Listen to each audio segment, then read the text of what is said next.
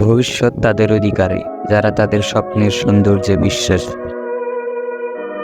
স্বপ্ন দেখলে বড় করে দেখুন, সেটাই আপনাকে সবচেয়ে বেশি অনুপ্রাণিত করবে। একটা স্বপ্ন ততক্ষণই স্বপ্ন থাকে যতক্ষণ না আপনি তাকে বাস্তবায়িত করছেন। কেবলমাত্র একজনই আপনার স্বপ্ন পূরণ থেকে আপনাকে বিরত রাখতে পারে, তা হলো একমাত্র আপনি। বড় কিছু অর্জনের জন্য শুধু পরিশ্রম যথেষ্ট নয়, আপনাকে বড় স্বপ্নও দেখতে হবে।